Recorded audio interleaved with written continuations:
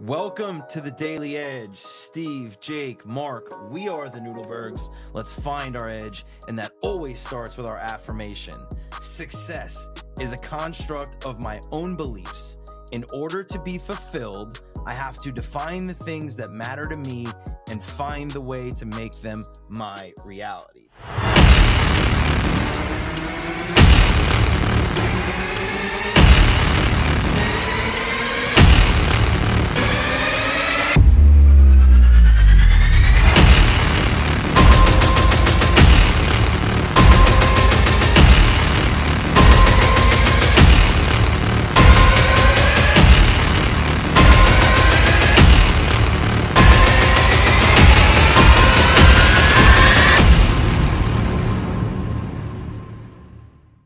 The reason I wrote this as the affirmation based on what we're going to talk about today is we're going to talk about LinkedIn. Is it a wasteland? Is it a waste of your time? Or is it the greatest thing that you could use as a tool? Or both. But or all three. Well, I got a question. And- Did you write it or did AI write it? No, I wrote it. Okay. I always write the Good. affirmation. I like this. So Little insight. even if I get all right, so let's talk about it. Let's So go. what spawned this, right? Understandably, is a newsletter from Bill Murphy. Bill Murphy used to write for Inc. magazine. I've been following him all along. And he wrote a really good newsletter about finding his articles plagiarized on LinkedIn, right? People are just ripping old Somebody articles of owned the his article, just said it was and theirs. and just putting it out there as their own stuff, which is happening now, right? Like, first of all, it's not the plagiarism has always existed, but now we live in a content-driven world, particularly for LinkedIn. If you are on LinkedIn and you are not sharing content, you are missing on a massive opportunity to build your brand. But for people who have never written or people who don't know anything about making content, sharing content's hard. It's difficult. So people have found every shortcut possible. Plagiarism is one of them. And now we have this AI tool. So let's talk about it. Let's open up let's talk about what LinkedIn is, why people should be using it. Is it a waste of time? Let's go. Well, I mean, there are still people who don't think that LinkedIn is personal. They still think you need to be putting stuff out there. And so the whole nature of how they view the platform is that it's not a place to share who you are. It's a place to share what you do, which is complete bullshit. Yes or no question to both you guys. Okay. Is LinkedIn social media? No. Yes. Yeah. Thank What? you. What would it be? I don't Right. think So it's hold on. marketing. It's the one place that, and I'm grateful for this, where business professionals can market themselves. Marketing has always been a function of corporations. They were on one side of the building, sales was on the other. They never got along because nobody would use what marketing did. If we believe that the decision to do business is a personal one, Yeah. which it always is, it's the one part that is part of every sales conversation, then this is the place where I can see who you are.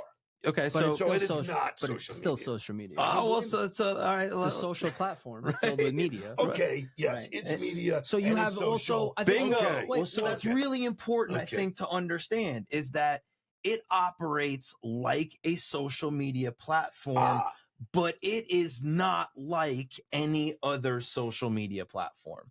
I think that's really my takeaway. We teach a masterclass for LinkedIn. Mhm. We would agree, and I think anybody else who's ever taken our LinkedIn training would agree, we teach it differently than everybody else. I don't see it anywhere. And we were just having this conversation, like Reddit is giant right now. Right. Reddit is giant and Reddit is a forum. Yep. So I would say that LinkedIn is probably more of a forum than a traditional social media Correct. platform. Fair. Right. To Right. put it back. Well, I think the problem exists is when we say LinkedIn and then you say social media, everybody immediately goes Facebook, Instagram, Snapchat, whatever. Like I for heard someone the say, older Link- demographic, LinkedIn it would be turned into Facebook and TikTok. Instagram. Right. LinkedIn turned into bullshit. It's not. Right. But it's hard to ignore the fact that if you're on LinkedIn and you're scrolling your feed, you see little video thumbnails auto playing for you that are exactly the structure of what you see on TikTok. So there is and this is what I think is so great about LinkedIn. It is, how do we look at consumer behavior? How do we look at the way people are operating and get our tool to match that? Right? Not to do what the other social media platforms are doing in terms of creating influencers and jacking people's attention, Mhm. but to truly be the number one networking platform in the world, which what it is, right? It is a social media tool that is actually the greatest networking tool in the world. So most people think that networking, you have to physically go to a networking Sure. event. I think LinkedIn is a networking event that is happening virtually. There's 1 billion people there, and everybody's walking around with, hi, here's my name. Here's where I went to school. Here's who we have in common. Here's what I like to do. Here's what business I'm in. Yet people still want to jump in and go, hi, can I sell you a copier? You know, Right. like, I what? think social media should be a reflection of society ultimately, because it's the people of society interacting in that medium. And so, why do you think it is that way? Why do people have that feeling? Is it because work is not Well- supposed to be fun? Are we not supposed to be humans? Is it supposed to be severance? Or is it supposed to be two different Right. things? Or the enjoyment things that I do on a Saturday and Sunday don't apply to what I do Monday through Friday? And is that why people feel that way? Because that's been a long culture in the workplace. So, like, I'll say it: people are the problem. People are the problem. People are the problem. People are lazy. Right? People are lazy, right? Lazy. So, like, what's funny to me is that, like, the thing you just said, like, people just want to show up and pitch you something. It's not really any different than real life. Well, that's When the you problem. go to the Right. human networking event, it's the same shit. It's everybody who's got a big booth and they're trying to get you. It's like walking past kiosks in the mall, Mhm. right? I'm trying to sell you my thing and get you to stop at my booth. Or there's somebody who's working the room that's like got a machine gun of business cards that's And their pelting eyes- people in the forehead their eyes are not with on their you. business They're cards, looking at right? who else they Yeah, and then can. as soon as they start the conversation with you, they're looking over your shoulder to see who you might meet, right? Like that is at the core of what's wrong with people in business, is that they're transactional. And any place that we've ever found to be able to be transactional, we've done it. The phone, email, knocking on doors. So this just became another medium to go, ooh, let me go push transaction. Yet if you talk to successful business people, the most successful business people, they all say it comes back to relationship. It comes back to brand. It comes back to who people are and what matters to them. And that's what's always made me successful. So you have to be able to take that philosophy and implement it. I think it makes there. sense for a salesperson or a business leader to be forward facing, Right. and to be posting content, right? And I'm not saying it doesn't make sense for someone who might be in HR or in another role where their job is not to cultivate relationships. It's not directly tied to any metric that is on their sheet. Now, what would you say to those people? I have a perfect Yeah. answer.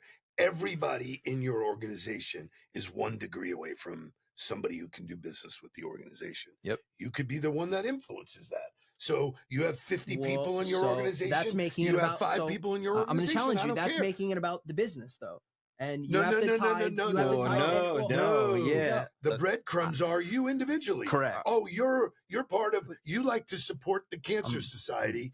There are people that are on the board of the Cancer Society who have no idea what company you work for, but they know you, and now those are the breadcrumbs that lead them. And to the knowing you company. offers people the opportunity to have that conversation. Opens Or the door. like, let's be really linear here in the conversation. Let's just keep it on sharing content, right? Because everybody goes, oh, well, now I can share content because all I got to do is go into ChatGPT, drop some questions in there. It's going to write it for me. I can take it and paste it. Well, all ChatGPT is doing is taking all of the information that's ever been Not out your there about that information, topic right. and writing something for you that is not yours. And then you don't do anything to make it yours and you go post it. It's no different than plagiarism. Or if you haven't lived it, and I posted this the other day. It's like, show me some proof.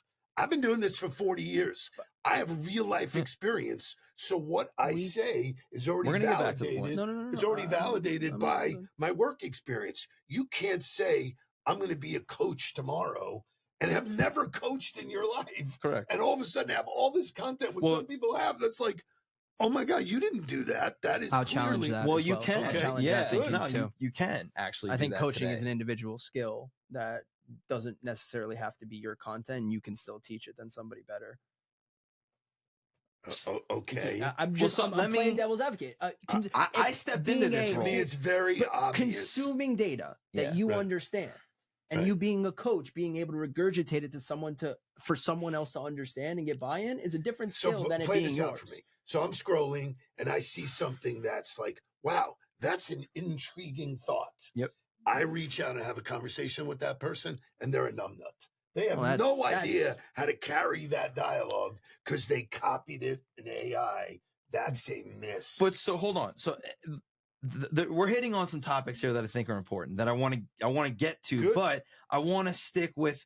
We hit on a major point here, which Jake, you were like, not everybody in the organization necessarily has to be posting Strategy on versus social tactic. media, It's, right? LinkedIn is a Dad, tactic. you said everybody in the organization is 1 degree away from somebody that can do business with the organization. You then said you're making it about business now.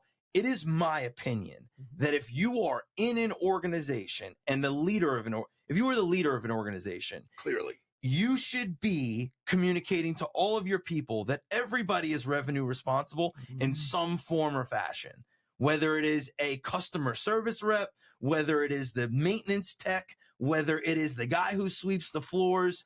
If you are being paid by this organization, right? If you are receiving money from this organization to do your job, part of your responsibility is to help the organization grow. So let's flip it into the real world. When we started working with City Furniture, right? We were talking to them about social media, but it happens in real life. If you're going to your kid's school and you're wearing an On the Ball shirt or a City, people go, "What is On the Ball? Oh, you work at City? I didn't know that. I want to buy furniture." You are carrying the flag, no different than you can do in LinkedIn. The only thing Much I'm easier, saying I is, think. but you have to not incentivize. In order to get a behavior, it has to affect them.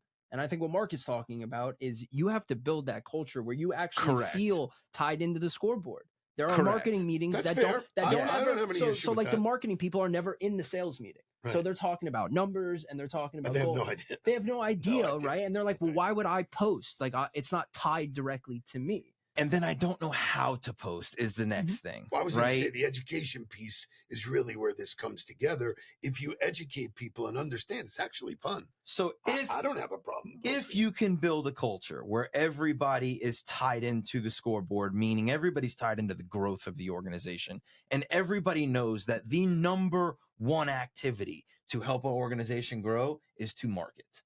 Let's be clear. Awareness. It's an awareness game. Every organization that has a sales problem doesn't really have a sales problem. They have a marketing problem. They have an awareness problem. There are not enough people who know who they are, who know what they're about, who know what they do and why they do it. And if it's a personal game, then all of a sudden you start looking at the world that we live in of social media and you go, this is not like just some social tool that was for college kids anymore. And I think it's really interesting because you're dealing with a lot of generations. Social media didn't even exist when you started your business career, right? It was What are you kidding? social media was created for me when I was in high school as MySpace.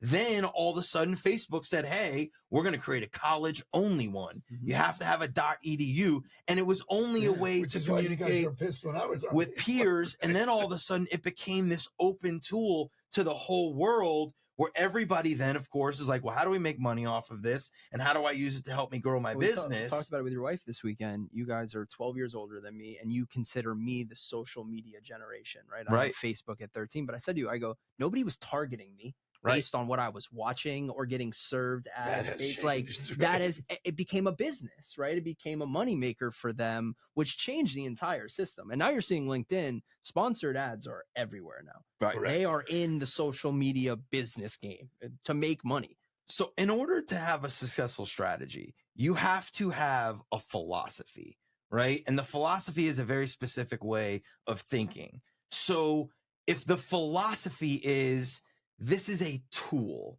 that I have to figure out how it helps me and the people that I work with or my team, right? Like I always think about things as a sport, right? And so for me, whoever you're around, whether it's your family, whether it's your coworkers, they are your team because they are the ones that you are going to be relying upon to help you be successful and grow. They're your team.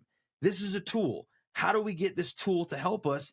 It is impossible to ignore the fact that you have the ability to broadcast media every day. It's a marketing tool. LinkedIn is social media. It is your ability to put media out there to the social masses. Not only people that you're connected to, not only people that you know, but people who don't know you. People that are 1 degree or 2 degrees away from you. Get back to the origin of the point of this show is that people have that opportunity and waste it all. Don't know what, well, they don't even know what to do with it. For you to show up cold and say, "Hey, I want to be the guy that invests your money." Are you out of your mind? Putting yourself out there is scary. It's scary. And I will tell you, LinkedIn used to have some rules that everybody played by. That it was the business network, and so you weren't going to go jack up somebody else's shit. You weren't going to go jump in their shit. You weren't going to tell them that they were wrong.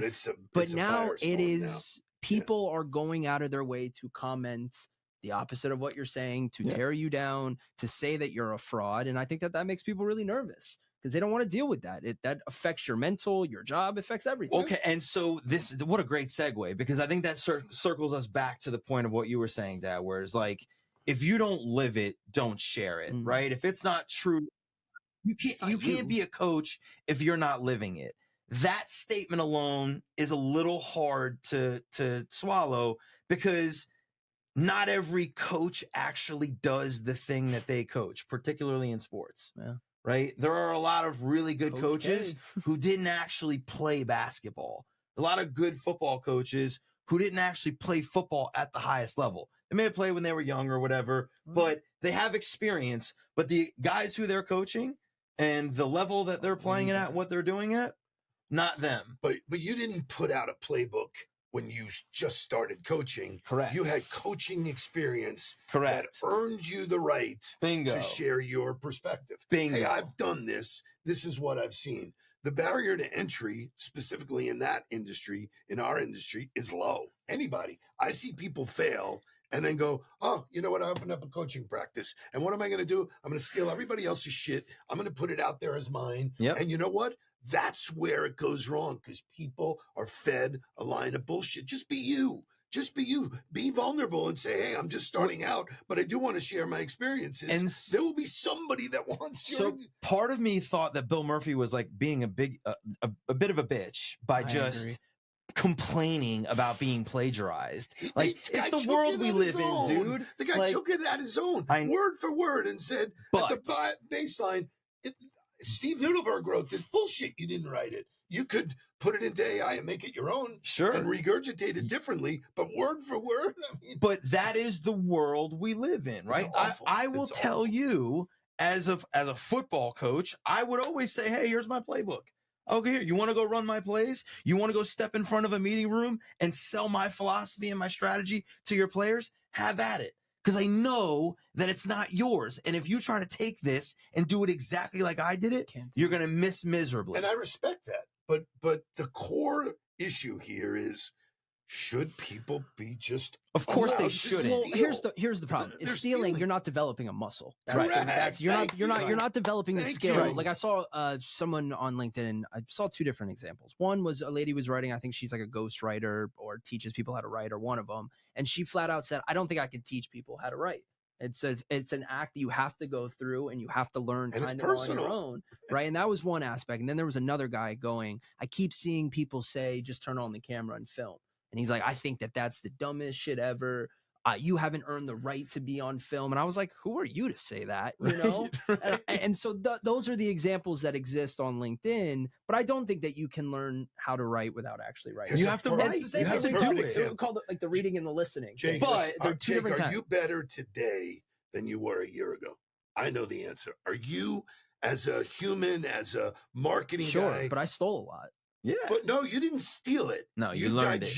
You learned it. And learned it to repurpose yourself. Well, that's you put in the effort that's going to learn it. That's different. Yeah. You can learn from lots. 1000%. Not steal it. Don't steal it. That's lazy. It's lazy. So yeah. You're not lazy. You're really good. You took Is this an intervention or something? How does any good writer become a good writer? How does any good writer become a good writer? You're right. Okay, but what else do they do? What actually gets them to write? What is thinking? They read, bro. They're readers. Right. The best writers are also unbelievable readers. They read more. Like, Ryan Holiday Right. is this renowned I love philosophical I writer, love right? Ryan Holiday. All he did was go read all of Marcus Aurelius's writings and goes, I'm going to write Well, my take of I have a this. question. So wait, I'm going to go Wait, write wait, my wait, wait, that's one thing. perspective Perfect on what this example. was. Perfect example. You coached for 14 years. You come into the business. You said, Dad, teach me. Yeah. Right? I was already posting a ton on LinkedIn. Yep. I could prove to you that I was a coach. Yep. But you took it and made it your own. 1000%. So you regurgitate a lot of the stuff. I hear you. Yep. But you took it and made it your own. You Bingo. didn't steal it. Correct. You used it. Correct. That's different. Which is the What best university? practice. What is university? You go to university to learn and then apply that stuff to your trade. Correct. That's work. But how? Correct. So is good writing subjective though? Of course, Good Absolutely it is. podcasting subjective. Absolutely right? it If is, good, right? Absolutely. and Correct. especially in today's day and age, there's no right or wrong way. That's per se. forever. Like what the first book that I actually enjoyed was The Subtle Art of Not Giving a Fuck. I don't think Fantastic. his writing was better than someone else. His style, But it right? hit you. Right? And so I think that that's an interesting thing to digest is that it is uniquely yours and you have to own that and have that muscle too. If you want to, if you want to be great at it, right? Like I can promise you, there are plenty of people who are just copy and pasting and putting it out there and hoping that that will make them successful in building their brand or growing an audience or whatever. And this was kind of my point about Bill Murphy is like, who gives a shit about those people? They're not going to be successful. And I get it. It bothered you that you saw your writing plagiarized and they But he should have got us given you talking about credit. it. He Yeah, got us talking 1000%. about it. But my point is like those people are always going to exist. There's always going to be weak, lazy people that Well, are it's looking not- for You the just shortcut. credited That the author of Subtle Art. You just Correct. said, I read this, right. and here's my take That's on the it. proper You- practice. Well, I Right. think, how do you guys feel? You're content creators. We're content creators. Dad, people steal from you all the time. I love it. But I want them Whoa, to. whoa, bro, whoa, man, wait, man, hate it. stop, You hate stop. it. You hate it. Wait. You do. Wait, lots of people say I'm still using Steve Noodleberg's No, rule. Yeah, but yeah, hold on, They that's give not, fucking that's it. credit. that's not what I'm saying. That's not what I'm saying. You see it all the time, and don't act Yeah. like you don't. It Yeah. pisses you off. Yeah, Don't bothers sit you. here and say it doesn't. bothers you. If it's just raw stealing, If it Right. just- if people I'm just talking about take the it. people who just Do steal it. the people who work. bite the Right. brand. do the work. Yeah, I my do point, the right. work. I don't. Not every idea is a Because- is a new idea, but But you I feel take that way oh, those man. because it's ideas. your Okay. content. You wrote it. so I got to go back to, and this, we'll end the show here because we're coming up on time. This is the But edge, though. but This is so the well edge. so living I, right on when the I edge. spoke in Pittsburgh a few years ago, I met a guy who was head of intellectual property for NASA, right? And he gave me one of the most unbelievable sentences ever. He was like, "I look at new ideas all day long, right?" And he's like, 0.001% of those ideas are evolutionary ideas, meaning that they're revolutionary Yeah. ideas, meaning that they've like are original and have changed from Correct. anything. 99.999% of the ideas I look at are evolutionary, Oh, from- meaning they started from somebody else's And idea they get better. and evolved into something else. Woo! And so I think that's really the key is that really good if stuff. you're trying to build a brand or you're out there sharing, you can't be worried about it being an original idea because you'll never get started. You're going to be That's fair. you're going to be That I rolling the like. boulder up the mountain all day, every day. What you have to be doing is looking at Yeah. all of the ideas that exist around you and then be willing to go Piece it. evolve that idea for Learn it yourself. and figure it out if it's Make for it your you, own. right? Figure If it out how to fits make and- it your own Live it. and then go share it that Love it. way. Love it. So the edge for this episode is to continue to evolve the idea. Look for new ideas, Mhm. define those ideas for yourself, and evolve them into something that you can share with others. Thanks for another great episode. Love it, man. Remember to like, comment, and share, and we'll see you next time.